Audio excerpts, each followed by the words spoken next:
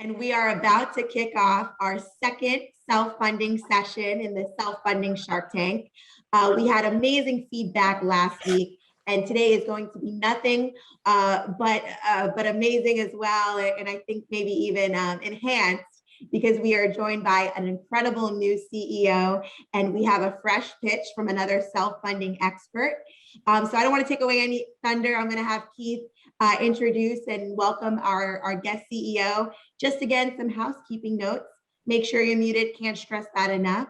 And we are going to have an interactive Q&A at the end of the session. So you can raise your hand and come on and ask your questions live with our CEO, Dave or Keith, or you can enter them in the chat and we'll ask the question for you. All right, guys, let's dive in. Keith, take it away. Terrific. Thank you, Megan. And thank you, everybody, for joining. My name is Keith Lemmer, L-E-M-E-R, the CEO of WellNet Healthcare. And today is all about understanding how to build and optimize self-funded health plans. But to be able to do that, you've got to be able to understand the nuts and bolts. And so what we have today, we are joined by Sampriti Ganguly, who is the CEO of Arabella Advisors, a national organization with over 200 employees based in Washington, D.C., with offices all over the country. And Arabella's area of expertise or unique ability is really helping wealthy individuals give their money away, whether it's family offices, independent folks, corporations. They help them determine where to spend those dollars, primarily for social impact, either investing or for charitable items. And Sampriti is a graduate of Johns Hopkins University, as well as the Wharton School of Finance, and truly one of the brightest executives that I have come across. So Sampriti has agreed to join us today and be pitched by the fictitious broker consultant Dave Earl. And Dave is going to run through a 20-25 minute conversation with Sampriti, and then we're going to open up the floor to Q&A as well, as Megan shared. And so without further ado, I'm going to turn the floor over to Dave Earl. So again, Sampriti, thank you for joining us.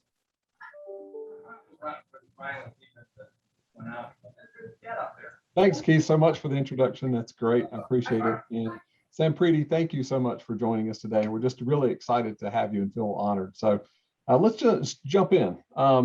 Just to kind of make sure everybody knows this is authentic. Sampriti, we've never met, we've never talked before today, right? Correct.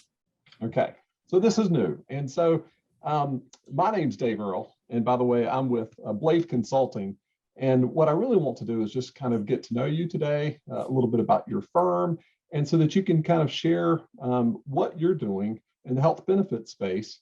And ultimately, what I'd like to come out of this today is that from our conversation, if you like what you've heard, I would love the opportunity to take this to the next step, and possibly you would be willing to share information with my organization and allow us to possibly find another solution for you that might be in the best interest of you, your employees, and your organization. Is that a fair request? Sounds like a fair request, Dave. Okay, great. So in the spirit of getting started and trying to get to know you, and knowing that we have an audience today, can you just tell us a little bit more about your organization and your focus and what your passion is? Yeah, it's a great question. So Arabella is a consulting firm, and we help philanthropists, family offices, and individuals give their money away to charitable causes they care about. Sounds like a pretty great job. And it sounds like it's not actually that hard. It turns out it's actually pretty hard to understand all the charitable laws and regulations, the do's and don'ts. And it's also actually emotionally sort of hard to give away all the money that you've earned without knowing that it's having an impact. So the real thing we try to do is help people figure out, do my dollars make a difference? Or where can my dollars make the biggest difference? For me personally, I've worked in consulting my whole career, so I've only run consulting firms, and I feel pretty good about the work that I get to do each day, and feel in a pretty small way that the work I do is making this world a better place. So that gives me a lot of joy and passion.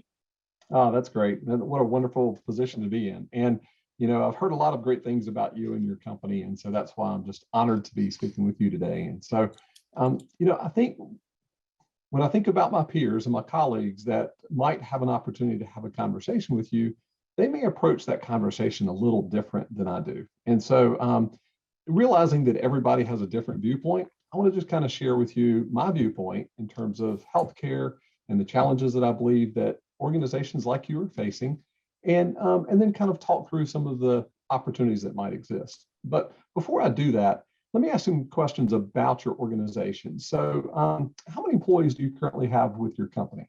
We have about 310 employees. Got it. Okay. And of those 310 employees, how many would you say are covered by your benefit plan? Yeah, I'd say probably about 80% are covered by our plan. And the other 20% that aren't are under the age of 26 and are likely covered by their parents' plan. So our average age is 29 in our company. And so our thesis is that those that are not covered are probably covered by their parents or maybe a spouse's plan. I would agree. And that makes perfect sense. I can remember when my son was on my plan up until the 26, and I moved on to his own plan at 27. So that makes a lot of sense. And so now thinking about your population, would you categorize them more white collar, blue collar, and what would you say the average compensation would be, and how is that broken up in your company? Yeah, so we are knowledge workers, white collar, I would say 100%, consultants, accountants, internal sort of operations team members. And average compensation, just base compensation, maybe plus bonus, is probably somewhere in the 80 to 90,000 range. Okay, great. And what about your company? I know that you're based in kind of the DC, Virginia area. Do you have locations otherwhere in other places in the country? Yeah, it's kind of funny talking about this in kind of COVID because we have been hybrid or remote, I would say fully remote for the past 17 months. But in the pre-pandemic era, we have offices, physical locations in Chicago, San Francisco, New York, and Washington, D.C. We have just put sort of a claimed a stake in Durham, North Carolina as well. And then we have probably 20 staff that are remote in different locations, Seattle, Denver, but those are kind of on a one-off basis. Okay, great, great. Thank you. That's very helpful. And so in terms of looking at your plan, when you think about your plan and the priorities within your organization, where would you say the benefit plan fits into your prioritization and your planning and even budget and forecasting? Yeah, it's a great question. So don't know about other organizations, but for us, our benefits plan is actually core to the employee value proposition.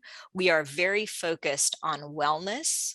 And if you will, individuals understanding their own health journeys as an employer. And so benefits is not sort of an incidental or kind of afterthought for us. It is very core to our value proposition. And in fact, we talk a lot about the quality and the cost of our benefits when we are out recruiting in the marketplace. And we benchmark our benefits on a very regular basis. So I would say it's really important to us. And it is something that our C-suite and our board are actively involved in. We, again, think of it more as an investment, quite frankly, than we think about it as a cost that we need to manage. So the brokers and advisors that we find most valuable are those that can educate us about what the trends are in the market and give us a little bit of an opportunity to say, where does our changing demographic, the needs of our changing employee demographic match the benefits market? How do we try to stay ahead of what's going to make us an attractive employer for people to join the organization and for people to stay in the organization? Oh, that's great. Sounds like a great culture. What about when in your company today? I know this pandemic has had made some companies really struggle, and it's been challenging for some. But for some, they've actually thrived in this pandemic. How about you? Is your company struggling in this pandemic, or are you growing and thriving? Yeah, so because of, I shared with you, our job is to help people give money away to worthy causes. Ironically, two things happened last year, and it's sort of painful to say this, but the reality is that wealthy people got wealthier. That is just point of fact the case given the stock market returns. And so many people wanted to give their money away and had to give their money away for tax purposes. And secondly, we had a pandemic, which sort of created massive dislocation in communities. So we saw a twofold increase in our business. One is through people who wanted to give more wealth away, and second, sort of needs in communities increasing. So we have really, I would say, met the moment in terms of support. But as a result, our workforce has expanded. So we have more people on our benefits plan. We also have decided during the pandemic to offer more in terms of benefits. For example, we made significant investments in tele mental health benefits, which was not something that we offered before, but we saw the need for greater mental health support for our employees. They came to us sharing that, and we knew that we needed more virtual sort of support because none of us were going into our offices. So that's an example of how the increase in our workforce and our work has translated into increased benefits that we wanted to see. Got it. Well, it sounds like you're really engaged with your culture, and it sounds like you're doing a lot of great things. In fact, progressive employers like you have also thought about implementing mental health benefits, telemedicine benefits, and even mental health. So it sounds like you're ahead of the curve in that respect. And so I applaud you for that. Let's talk about your benefit plan design. Won't go into the nitty gritty because I wouldn't expect you to know those kinds of things. But can you tell me the basics of things like how many plans do you offer your employees? Is it one? Is it four? How many plans do you have? Yeah, it's a good question. We only offer one right now. And part of it is I don't think we've had a strong enough benefits consulting partner or team yet to sort of shop around and offer up two plans. We are contemplating moving to two plans. That is one of the things that are on the under consideration. That's great. Well, I guess the timing for me being here today is perfect since you're in that consulting hunt. So I like that. That's awesome. So that's really helpful. Now, in terms of the one plan design that you have, is it a high deductible health plan with an HRA, or is it a regular PPO plan? Is that something that you're informed and aware of what type of plan you have? Yeah, it's an HRA plan. And I think the annual deductible is something like $1,800 per individual and maybe like $3,600 for a family. And we do have an HRA, and we fund the HRA for the employees. So we put in a pot essentially of $300 to $700 based on individual or employees for the plan. Got it. That's extremely helpful. And so at least today, do you feel the plan is meeting your needs as a company and for the employees? Yeah, so what I would say is to date, it has certainly met our needs. There's maybe 3 changes in our workforce that I'm watching to continue to see if it will meet the needs. One is our workforce, like others, I mentioned that we lean young, but we're also, we've got a segment of our demographic that is entering sort of the next sort of stages of life. So whether it's individuals that are adding dependents, and do we necessarily meet all of those needs? That's one pressure. The second is we are also getting people who are increasingly, whether it's themselves or their spouses, have sort of long-term care needs, whether it's a sort of prolonged illness. And those can be very, in addition to being disruptive to work, they can be quite expensive. So we're kind of navigating and managing that while maintaining the privacy of those individuals. And then the third is we are getting some pressure, I would say, from our employees for things like fertility benefits, for example, or other sort of enhancements to our benefits, gender reassignment surgery benefits, which are things that come to us from our employees, and we need to sort of debate the merits and the costs, and again, the commitments as we think about those types of broader medical benefits. Got it. Well, it sounds like you're, again, on the cutting edge of thinking about what you should be thinking about in terms of offering the right kind of benefits to your employees. And so that sounds wonderful. So let me ask you a couple of other questions with regard to your benefits. Are you coming up on renewal on your benefits? And is it your budget planning cycle kind of focused around this period of time for a 1/1 anniversary? Yeah, so usually this is the time of year in the summer, late summer is when we begin to start shopping around to our via our broker for our benefits plan. As I mentioned, benefits is so core to who we are as a company. It's not just a sort of exercise. We're sort of talking about it all the time. We have a compensation and benefits committee that is comprised of 8 individuals, our folks in finance and HR, and then we have a group of employees that are also they're not part of the committee, but they help to inform and educate about kind of some of the decisions that we're making. But this is the time of year where we begin to look at the dollars and cents. And I'm sure those of you on the call are familiar, but we are beginning to hear sort of price increases in the range of 30%. That has very significant implications on a small business like ours. We'd have to figure out, if we stay with a current plan, how to translate those benefits increases either to more cost share from our employees, so they're bearing a larger burden, or to pass that price increase on to our customers. But we've got to make those decisions pretty quickly. And, PSA for those on the call, the sooner that we can get that kind of information, the more likely it is that we can make the necessary changes. There's always I think, a challenge in benefits between wanting to prolong the negotiations, but the closer we get to the end of the year, the harder it becomes for us to pass those costs on. And so we're trying to do some modeling around what we anticipate the market is going to be right now. Okay. And right now, that modeling would suggest that you're going with kind of the 25 to 30% potential increase? That's what we are hearing as kind of the market rate. So 3 decisions, right? Do we pass those costs on? What is the mix? Like, how do we move all the different pieces of the puzzle around? Do we increase the deductible? Do we increase a new plan? Do we take certain things out? Do we increase copays?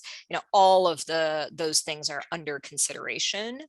And these may seem like fairly easy decisions from a math perspective, but they are very fraught from an emotional perspective with our employees. We have learned the hard way over the years that once you give something to an employee and you take it back, it doesn't matter if it costs $5 or it costs $500. It is viewed as a sort of morale drag. And in a moment where people are already feeling pretty fatigued around a pandemic, I've heard some horror stories of organizations that tried to do cost cutting via benefits and really live to sort of regret that decision. So we're trying desperately to hold on to the things that we know staff value and trying to figure out how we bear the burden of that kind of cost. Well, and you know what, that's the same kind of things I'm hearing from other employers, what you just described, anticipating these really large increases. And most of that, a belief being that it's directly related to the pandemic that we've been through and the pent-up demand for people going to get services that they didn't get previously. And so what you're hearing is not a surprise, and that's pretty constant of what we're hearing as well. But let's shift a little bit, because you've shared a lot of information with me, and I appreciate that. And so when I heard you talking about some of the things that you might have to do in terms of the planning for increasing copays and increasing deductibles and maybe shifting some of that cost to your suppliers and your customers, that's also constantly something that we hear. But what if I were to say to you, as a consultant that you're possibly looking to consider in the future, if I could say to you that with the money that you're spending today, that you could retain your benefits, you could possibly offer more benefits, like the mental health benefits that you talked about were important, and even the fertility benefits and things like that. What about if I told you there was an opportunity for you to be able to offer those same benefits, add some benefits, and probably do that within the money that you're spending today? Would that be of value to you? So you're telling me that I could sort of pay the same and get more from that? Dave, I'm intrigued. Tell me more. Great, great. So here's the reality of what's happening in America today in the healthcare industry. There's this belief that each year the cost of healthcare is going up by 8 to 10%. You've probably heard those kinds of numbers, right? Well, here's the reality. That's just not true, because in our healthcare system, unfortunately, There are no rules, regulations, or guidelines in place that tell a provider, a hospital, doctor, specialist, whoever it might be, what they can charge for their services. So as a result of that, unless they're seeing a Medicare patient, and if they see a Medicare patient, then they've got to accept what Medicare will pay them. And so as a general rule, across the country, providers charge whatever they want to charge. And if we look at that as a percent of Medicare, just as a reference point, we see anywhere across the country from doctors and hospitals and providers charging anywhere from 3 to 4 times the cost of Medicare. And if you're in places like Florida or Texas or other places like that, 14 to 15 times the value of Medicare. And so if you pause and think about that for a second, as you've expanded into other markets, which is great, there's a possibility those markets that you've expanded into have a higher cost of healthcare. And one of the things that I think is a challenge right now is there's no navigation and there's no guidance and no one helping people to find the best providers for the best possible price. In fact, let me give you an example. Let's go with like in the DC market. In the DC market, let's say that right now you were going to have, or someone in your family, a hip or knee replacement. What hospital would you go to? In fact, I'll help you because there's 5 that I see in the data that I was able to collect. And the 5 that I see as potentials for that type of surgery are Sibley, MedStar Washington, Howard University, George Washington, and MedStar Georgetown. Which one of those would you go to if you or someone in your family was having a knee or hip replacement? Georgetown. Georgetown. Okay. So that's MedStar Georgetown. Yep. Okay. So here's something that's interesting. And now let me back up. Why do you say MedStar Georgetown? Because it's the closest to where I live. Okay. Got it. That makes sense. It's interesting. Sometimes people say that they go to the hospitals not only because it's close, but also sometimes that might be where they had their children. Yeah. Is that true for you? We had our kids at Sibley, but because we had our kids at Sibley, we know what they're good at and what they're not great at. And I wouldn't think about them for hip or knee replacement. Okay. And I know that Georgetown is a teaching hospital. And so those would be the reasons that I'd pick Georgetown. Okay, great. So good discussion, good dialogue, and that's helpful information. So would it surprise you that within Washington, D.C., for those 5 hospitals that I described to you, that they charge anywhere between 300% of Medicare to 800% of Medicare. And that's just on a cost basis. But one of the things that's equally, if not more important, is the quality of the hospital that you're going to, because there's a direct link to quality and outcomes and not having to go back to the hospital. Would you agree with that? Yeah, absolutely. Okay. So looking at for hip or knee replacement in DC, actually the best place to go in terms of cost and quality for a knee or hip replacement is Sibley. And in fact, in terms of MedStar Georgetown, guess what? They have the worst quality in terms of hip and knee replacements. And, in medicine, they talked about with doctors and things like that. What do? They practice medicine. And so in terms of practicing medicine, it's interesting because Sibley has actually performed many more hip and knee replacements than Georgetown has. And so if you're going to have a knee or hip replacement, don't you want to go to a place to where they've done the most of them, they have the best quality and best outcomes, and they're the lowest price? Does that make sense to you? Yeah, it totally makes sense. And I will tell you that I would never have thought to look for either the cost and or the quality metrics. I wouldn't know where to go necessarily. Instead, what I'd probably do is ask a neighbor who got a knee or hip replacement, where they went and whether or not they had a good experience. And if so, I'd say, oh, that seems like that's the place to go. Who was your doctor? That's exactly right. And guess what? That's commonly what people do across the country is they either go to where they've had a child, they go to where it's closest, or they ask a colleague, where would you go? Yeah. And in any of those kinds of conversations, you're never really finding out what's the best place to go in terms of quality, outcomes, and cost. Yeah. And so I think as a consultant that it's very important that we are that you are working with a health plan that manages your benefits and helps your employees find the best possible care that they can in the country, no matter where they live, at the best possible price. And I will tell you, there are companies out there that do this. My personal favorite that I like to work with is a company called WellNet Healthcare, because one of the things they do is they have advocates, and these advocates, all they do is take inbound phone calls and they talk to people like you and your staff, find out whenever they're having these procedures being done, and then they talk to them about, hey, what if you had the option? And so the option could be go where you go today, same deductible, same copay, all of that. You can do that. Or what about if we could direct and guide you to a place that has better quality, better outcomes at a lower cost? Would that be of interest to you? So then the next question I would say to you, if I could tell you that we could direct and guide people in your plan to those types of providers, and that you're saving so much money that you could also say to those people, if you're calling this company, this TPA that administers our benefits, and if you do that, I'm willing to pay for your out-of-pocket expense 100%. So then it's going to cost them nothing. But as a plan, you're going to be saving anywhere between probably 50 to 70% over what you're paying today, just by helping people navigate to the best provider.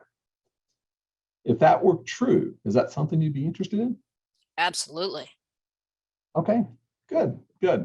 Well, we believe that that kind of advocacy and that kind of navigation, that's what I believe is pretty important as a consultant. When I work with my clients, I try to help them keep the benefits they have today initially, and then help them find better providers at better prices with better outcomes. And you know what? Let's face it, whenever you become a patient, you go from being a member who's a part of the plan, and then now you go into the healthcare system, you become a patient. And when you become a patient, you're vulnerable and you're scared and you don't know what to do and where to go. And that's all the more reason why we believe you need someone to call that can guide you and help you through that maze. Does that sound like a better setup than you have today? For sure. Absolutely. I would say that one of the challenges, my observation in the healthcare market is it's very hard to demystify it. For the average person, there's a lot of terminology. There's a lot of kind of fear generally that comes with kind of healthcare. And so knowing that there's an advocate or someone who's kind of looking out for you, I think makes a huge difference. And in the long run, probably ensures that people get the necessary routine medical procedures they may need to prevent sort of further problems down the road. That's exactly right. And the other thing that might happen as your consultant, what I would do is also look at your plan design and say, is the plan design driving the behavior that you want within your plan? I will tell you that a lot of people talk about high deductible health plans being great. And this is just a personal thought and reaction to that. I think they can be good as long as you're educating your employees to become informed consumers and they make wise decisions. Fortunately, you've got more white collar workers, so they more than likely have savings. But it's interesting, I don't know if you're aware of this statistic, but 61% of Americans don't have $1,000 in their savings account. And when I look at your plan design and what you had shared with me, it's interesting that many employees might have to come up with $1,000 or more out of pocket if they were to have medical expenses that exceeded that number. And so we believe that, unless you're reimbursing all of that or a portion of that through an HRA, then what sometimes happens is that employees will begin to decide, do I go get this care and have this out-of-pocket expense, or do I buy groceries? And so what we want to do is remove those obstacles and barriers too in your plan design to make sure people, when they need care, they go get care, and they don't even hesitate because they know that they're not going to have to bear an out-of-pocket expense they can't afford. Yeah, that's a really important point that you raise. And one of the things that I think we will find, or we are already finding, is we did a look back over this past year around medical expenses, and they were significantly lower than what we had budgeted for. And the reason is because people deferred going to see their doctors for routine procedures. Part of it was the pandemic. Part of it was, I mean, I think a lot of it was the pandemic. And our goal, I think, as an employer is really to encourage people to make sure that they are getting the routine care that they need, especially if they've been sitting around at home for the last 18 months. And so we think that there will be a huge increase in the usage of benefits, particularly routine healthcare, we hope in the coming year. Yeah, agreed. And so it sounds like, based on what you've described to me, that it's pretty important that your employees and their families are able to really get not only the preventive care they need, but also kind of that secondary and tertiary care that they might need, like mental health and fertility benefits. And those kinds of things sound like they're becoming more and more important to your workforce. Is that fair? That's fair. Okay. And so, and when I'm thinking in terms of your consultant, is that I want to make sure that the money that you're paying out today can cover not only the benefits that you have today, but also provide enriched benefits to your employees for the future. Because I would imagine, as people go into the next pandemic that it feels like we're going into, that they're going to begin to look and see, am I with the right employer? Do they have the right culture? Do they have the right benefits that support me and my family? And so I think that's going to be pretty important in the future. What do you think? Yeah, I think that's right. And I think, after the great sort of labor market dislocation, which I think we'll continue to see for quite some time, I think health benefits, both measured as kind of physical health and mental health, will become a much more important consideration. And for organizations to remain competitive, they're really going to have to sort of interrogate their existing benefits plan to say, are we meeting the moment? Not just relative to the market, but relative to what we think the needs of our future workforce is going to have to be. As I shared with you, we've always believed that to be sort of part of our kind of employment value proposition. I think we're going to have to work harder to communicate that. I think we kind of took that for granted, but as we grow and frankly, as others catch up in this area, we can't sort of sit on our laurels. We're going to have to continue to make investments and enhancements here. I absolutely agree with you completely. And so that's well said. So let me ask you this. So if I were your consultant, what I would do is I would work with you and your benefits committee and your team to talk about really what are you doing today? What are the benefits that you want to add for the future? And you've described some of those. And also, how can we offer these benefits, but then not increase the cost to either you or your employees? And so to me, as you described, if we're increasing the cost for those benefits, and quite frankly, you're not unique in that. Most employers, the only way they can solve this problem, they believe, is to shift in terms of higher copays, higher deductibles, or increased premium. And I'm just frankly against that. And because I know that there's ways to work with the right kind of companies that have the right kind of bundled solutions, like a WellNet, that we can ultimately drive down your costs. In fact, I have another client just like you, same size. And in fact, on average, we're saving about $2,000 per employee in their plan. And so if you've got 250 employees covered under your plan today, $2,000 per employee, that's over $500,000. So think about $500,000 and what that would mean to your business to either invest in your business or invest in your employees. And that's a realistic opportunity. If I could do something like that for you and your organization, is that something that you would allow me to at least move forward and get information from you and your team to do an analysis for you? Would that be worth it? Absolutely. Okay, great. So you know what? And then in fact, as a consultant, I think so many consultants today, what they do is they're paid commissions and they're paid commissions on the premium. And here's what happens. When your premium goes up, so does their commissions. And so that misalignment, I believe doesn't make sense. And it's not in your best interest, because if your employees are sicker or they're using care more frequently, then that means they're going to make more money. So why would they possibly create incentives and have conversations with you like I'm having today to help drive down the cost? And so what I would say to you is that I'm willing to be compensated whatever works best for you. You could, if maybe we say it's based on savings. If it's a percent of savings, maybe we just say, we enter into this and say that I don't make money until I save you money. If you had that kind of consultant, how would you feel? Yeah, that kind of cost sharing agreement seems like a very effective partnership. The only caveat I'll provide, and this is just one of those things, it's as you said yourself, the medical market and the benefits market lacks so much transparency that you'd have to convince me, right, that the true saving is actually the true saving. It's not that I don't trust you, Dave, but Right. we'd want to have a little bit of a conversation because you have an advantage relative to me. You understand how this market does. I don't follow it as closely, but the perception of cost sharing goes a long way towards belief that this is a partnership model as opposed to a transactional vendor sort of relationship. Wow, thanks for that pushback. That's great. I would agree with that completely.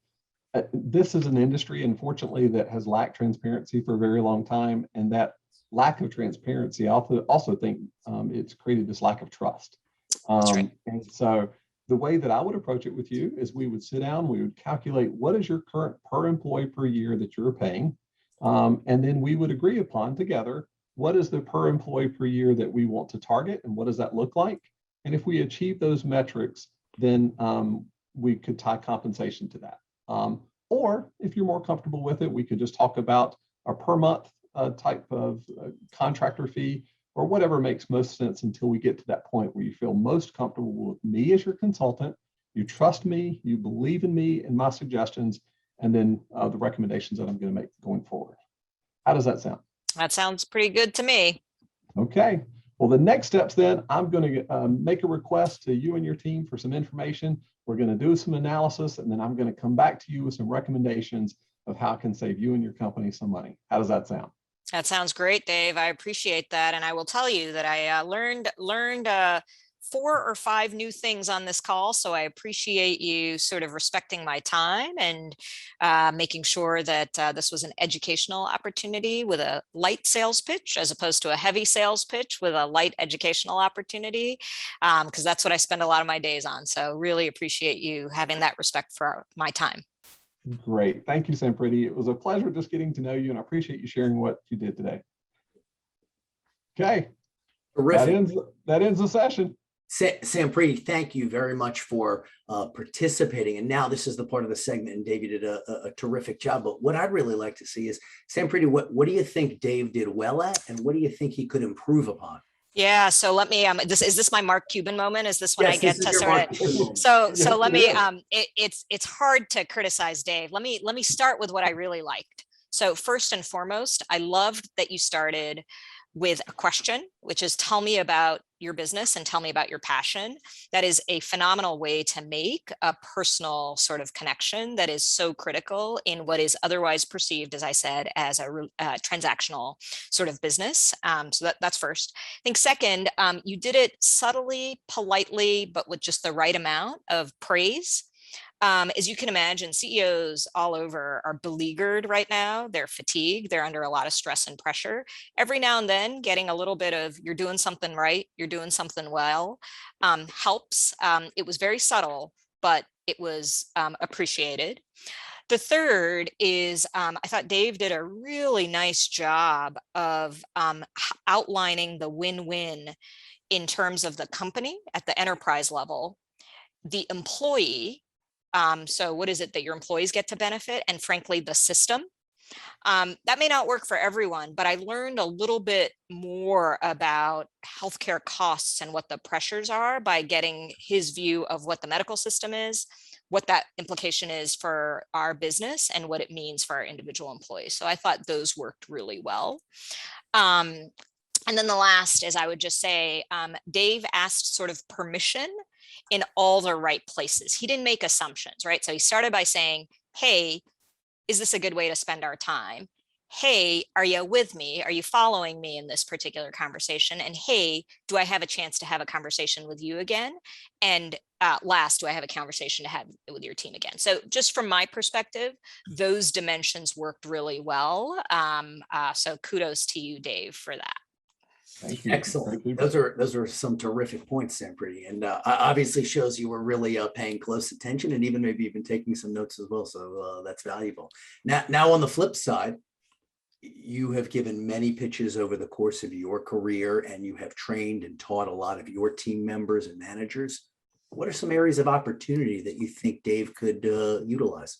Yeah, so I would say, I said I love the fact that it wasn't too salesy, but flip side, might have dialed up the sales a little bit more. So might have been able to give me just a little bit more excitement around either cost savings or quality outcomes. You used an example, Dave, which I loved, but it might have helped to make it a little bit more real for me. I'm heading into a board meeting in 2 weeks, and is there any meat that I can kind of maybe get out of it? So I might have said there was a slight opportunity to sell a little bit more, just my 2 cents on that front. And then the second is the introduction to WellNet, I thought was, again, very subtle. And you distinguished or differentiated yourself based on the advocacy component. I think that's what I heard, the health advocacy, but there might have been a couple of other dimensions of WellNet and what differentiates WellNet that you could have woven into the pitch. That would have been something that I could have remembered. I remember the advocacy clearly, and that is different, but assuming I don't know a ton about this market, I might have benefited from hearing 1 or 2 more things about what makes WellNet different, and assume that I'm going to get a call from Trustmark, assume that I'm going to get a call or pitch from 3 or 4 other providers. So would have loved to hear a little bit more about WellNet. And then last, since you started asking me about my passion, would have loved to hear about why you love being at WellNet. Just a little bit more about you, right? This is a relationship that we're trying to build. You went straight, Dave, into understanding me, but you left me wanting a little bit more about who you are, why you're in this business, and why it is that WellNet is kind of where you're at. That is great feedback. And by the way, That's awesome feedback. Thank you, Sampriti. That's great. And I'd say this, Dave acting as let's call it the pretend broker consultant today, right? Representing WellNet. I think there's a nice marriage of, sharing, yes, I'm with ABC Consulting House. And one of the solutions, right, that has worked for me to retain business, one of the solutions that have worked for me to win new business is this solution called WellNet, right? And so dialing into that, I think is important. Yeah, that's good. I appreciate that. Yeah. And then, so now let me turn the tables a little bit, if I may. Dave, are there any questions or areas of the conversation that you wished Sampriti addressed or brought up? Actually, no, because what was pleasant is Sampriti knew not only what her plan is today, all of the specifics that you need to know in the beginning part of the conversation, and she talked about her culture and the benefits they need in the future. And she also talked about their cost and her expectation of increased cost and how they might deal with that, which is increasing deductibles, increasing copays like most people do. And so, no, I think that part of the conversation went really well. And in fact, it's interesting. That's great feedback, by the way, because as I look back on it, I wish there were other things that I had described to you beyond advocacy that not only other companies do, but certainly WellNet does, and WellNet does very well. And the other thing that I appreciate the feedback on is I'm a passionate person. And in fact, everybody that meets me knows I'm a passionate person. And she should have made sure that I shared with you what's my passion. So thank you for that. That's great information. And is there anything, and by the way, thank you for that, Dave.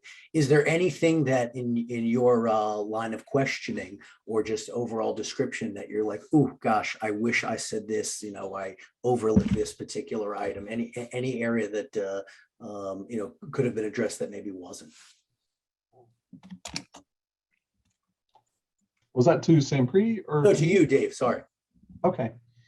So yeah, I think that there are other areas of the healthcare ecosystem that are messed up and defunct that we could have spent more time on, to making sure she had a good feeling for the things that are truly messed up and the things that people are trying to suggest validate increases that are going to be passed on. And that's just a fallacy. And I wish I'd spent a little bit more time describing why that's a fallacy and what's really going on in terms of the cost of healthcare. That's perfect. I mean, listen, everybody knows that health insurance is an unaffordable mess, and being able to kind of lift under the hood and explain it in a way that comes from, let's call it an opt-out solution, which is really what this is, right? Opting out from the large health insurance companies. It's a different lens, right? And so it's relatively new to a lot of folks. Those that are out there in the industry, right? Most that are surrounding the businesses, right? Companies like yours, Sam Preety, all those entities, right? The more you spend on your healthcare, the more that they make. And so being able to turn the tables, right? Sit on the same side of the table as you is, incredibly helpful. So, these kinds of discussions, I think, ultimately they help to rip the Band-Aid off of, the second, third, fourth biggest expense of most organizations. So thank you for that. Yeah, Megan, Keith, I would just say, one of the things that Dave addressed directly is the trust deficit. And I think that that's actually really important, because for most CEOs, right, we get calls from IT consultants, real estate brokers. They're more aggressive than you guys, for what it's worth. And it's like a constant, you're constantly being sold as a CEO. And I think, unfortunately, because of the lack of pricing transparency and because of what I would call sort of vocabulary complexity in the benefit space, right? You all like operate in the world of like TPAs and HRAs and HSAs, like this is your sort of lexicon. And for the average person, that's like, it's not quite Chinese, but it's just like hard for individuals to sort of really get that down to brass tacks. So I do think it's important to address that trust deficit early on to build credibility and trust. Know that you're likely coming to a customer who is overwhelmed by the information that they receive and only see this as like a giant headache that they need to manage. And I think coming at it from the, let me give you some joy back in what is arguably not just a cost, but can be a real value, is kind of a moment. Megan and Keith, it looks like we've got some questions in the chat box. Would you like me to address some of those, or?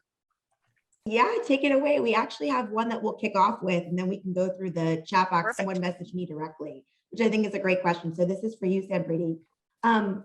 What do you like or dislike about your current plan? Let's start there. Yeah, so here's what I would say. We are a self-funded plan. So full disclosure, we self-insured 5 years ago, and we did it not for cost purposes, but frankly to begin to educate our employees about sort of different health services that they could and should avail of if they wanted to manage their costs. So we were largely driven by the desire to have a better understanding of our workforce and the kinds of medical expenses that they actually incurred. So we moved to self-funding a long time ago. And full disclosure, for those of you who are push for self-insurance plans, is there's a lot of pushback against becoming self-insured. And so it really causes CEOs a lot of self-doubt if they don't necessarily fully understand it. So I had to spend a ton of time educating myself on it. What do I like about our current plan? I like the fact that we know to tell our employees that they should go to teledoc first instead of going to urgent care. And we have very specific evidence that we can look at. So I like that piece of it. I like the fact that we have coverage across the geographies that we can operate in. So those are the things that we like. I don't like the fact that we only offer one plan. I wish that we could have more choice. That's kind of introduced into our program. So those are sort of the things that I appreciate and like and dislike about our current plan. So Sam Preety, I see a question, and we spoke about this briefly in the green room, that I'd like you to speak to. And it's actually Anthony. Anthony has asked, I'm interested to know how someone got your attention for the appointment. So can you talk about that, about what do you want to hear, and because you get pitched all the time, What do you need to hear, or what would you respond to if someone was trying to get your attention? Yeah, so I think first of all, most of my pitches come via email these days. And so the more so if you could bottle Dave in an email, that's what I'd like to see. So I'd like some personalization. I know that's hard to do. I'd like some understanding of what our business is. And I'd like to know, he hit all 3 points for me: quality, cost, and outcomes. It's got to be too many pitches I get are just cost, which again makes sense, but it reverts back to a transactional decision. And to me, if you treat benefits like a transactional decision, you're sort of missing the whole point of all of this. So I would say a good pitch, pithy email where there's some curiosity or understanding about our business and where I'm being pitched more than cost savings is great. Also, super subtle point, but I will tell you, when somebody includes like a Calendly or some link that makes it easy to schedule with them, I'm much more likely to respond to that than when that isn't included in the first pitch, right? I'm like, hey, you made it easy for me to schedule a call with you. I've got 15 minutes. I can go ahead and do that. Also, super subtle, instead of scheduling an hour, schedule 45 minutes. Instead of a half hour, schedule 20 minutes. Any time back that you can give a CEO makes a huge difference. So to that point, this is a question from Jacqueline.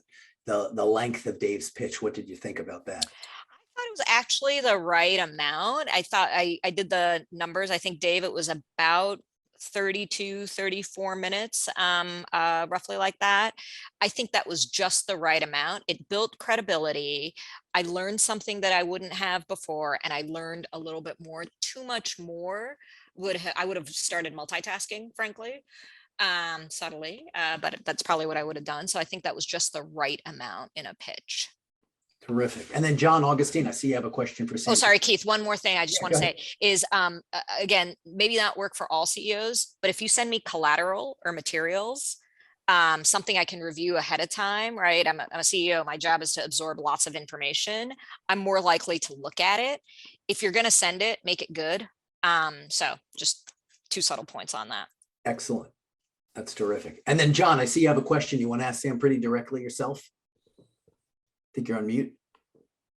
Sure. So when Dave, we're always looking to build credibility out here, and the idea of performance-based compensation is new for most. When Dave talked about tying his compensation to the performance of the plan, how did that make you feel? Was that appealing? Was that shocking? Talk more about that, please. Yeah, so I will say it was pretty appealing for the reasons that I said. A, it's an alternative. Right now, all I'm looking at is a dollar figure. And in my mind, that dollar figure is just going to go up. It's going to go up 20%. Y'all in the industry don't do yourselves favors. What my perception is, people talk like in October and August about prices going up 20 and 30%. And then your broker comes in as a hero and prices only go up 10%. After 2 or 3 years of this game as a CEO, you get a little bit more cynical about it. So I like the fact that it was an alternative. So that was the first part that was appealing to me. And the way he pitched it as, we don't get paid until you see your savings, whether that's true or not is sort of beside the point, but it felt like you were willing to put your reputation and or your risk on the line. And that's differentiated relative to, again, other pitches that we tend to hear. Thank you. Good question, John. Megan, anything else coming through your way? Yes, we do have another question. So when Dave was talking about compensation being tied to savings, this person said, my first thought was he was presenting an RBF plan. Is this the case? Yeah, no. So we have, in essence, and I'll touch on part of that before I flip it to the crew, which is, self-funding, right, is a journey. Some people are using PPO networks, some people are using PPO and direct contracts, and some people are using RBP, right, reference-based pricing plans, which is like Medicare Plus. And so having the ability to go at your own pace and save, whether you're doing the standard PPO, right, or PPO with direct contracts or RBP, there are savings opportunities all the way around. And if I'm not mistaken, Sampriti, the type of plan that you have now is simply a self-funded plan with a PPO network, Cigna, that allows, you know, people to do whatever they want, go wherever they want. Is that the correct case? Correct. Okay. Yeah. So to answer Chris's question, Chris, there are all different methods and approaches. And one of the best ways that WellNet begins to actually show this, and we partner with our consultants and brokers in doing this, is really doing what's called a toolkit analysis to say, hey, listen, before you even step into this, right, give us some claim data and we'll show you what the areas of opportunity are, how much you can save, how little, how quick, or how slow. And so before you even begin to get a proposal created, we can take a look at previous year's claims data and show you whether it's $300,000 in savings or $400,000 in savings, lots of wasted dollars, inefficiency, and areas of opportunity that I think without any difficulty can improve the culture and certainly save a lot of money. Dave or John, anything to add to that? I think you're on mute, John. I was just going to say, go ahead, Dave. I was in the process of replying to something else here. No, I think, Keith, frankly, I think you nailed it, Keith. That's exactly right. You know, savings can occur no matter what type of plan you're in. And it doesn't necessarily have to be reference-based pricing. In a standard PPO plan, the way that like their company is doing today, there's tons of opportunities within that. And those opportunities to save would have no impact whatsoever to the members, possibly positive impacts. And so it's just about being creative within the current plan design.